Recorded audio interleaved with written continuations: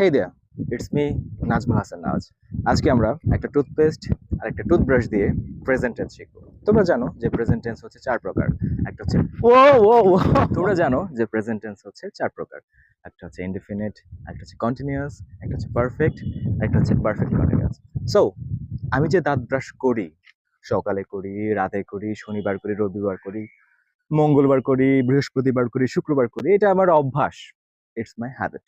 So যেটা আমার habit সেটাই হচ্ছে present indefinite. So I brush my teeth, I brush my teeth, আমি আমার দাঁত ব্রাশ করি, এটা হচ্ছে প্রেজেন্ট ইনডিফিনিট।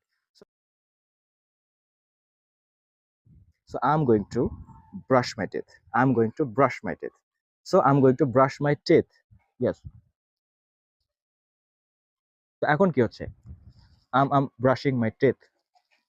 সো একটা কাজ যখন বর্তমানে চলমান অবস্থায় থাকে, একটা কাজ যখন বর্তমানে রানিং, যেমন আমি এখন দাঁত ব্রাশ করছি। সো বর্তমানে কাজ যখন চলতে থাকে, কোনো একটা কাজ যখন রানিং অবস্থায় থাকে, তখন আমরা বলি কন্টিনিউয়াস টেন্স।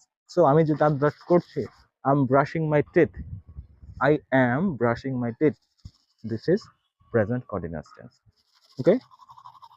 হেই দেখো, এই যে আবার ব্রাশ করা শেষ, আমি একদম মুখ ধুয়ে এসেছি, তার মানে মাত্রই আমার ব্রাশ করা শেষ হয়েছে।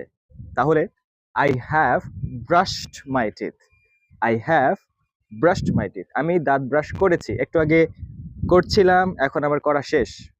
I have brushed my teeth, তার মানে তুমি যখন একটা কাজ মাত্র শেষ করেছো, ওইটার ফলাফল এখনো বর্তমান, ওইটার রেশ এখনো রয়ে গেছে, তখন সিম্পলি আমরা ইউজ করতে পারি present perfect tense. So I have brushed my teeth, I have brushed my teeth. So একটু আগে দেখো আমরা প্রেজেন্ট কন্টিনিউয়াস সম্পর্কে বলেছিলাম, সেখানে কিন্তু কোনো সময়ের উল্লেখ ছিল না।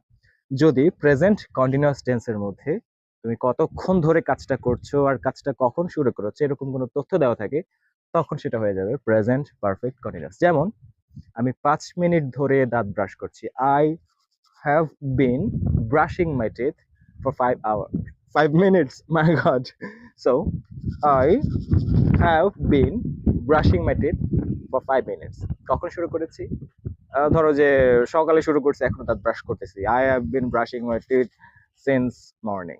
সো যখন আমরা কোন একটা সময়, নির্দিষ্ট সময় থেকে হিসাব করতে যাই, তখন আমরা সিন্স ইউজ করি। যেমন সকাল থেকে সিন্স মর্নিং, বিকাল থেকে সিন্স আফটারনুন, রাত থেকে সিন্স নাইট।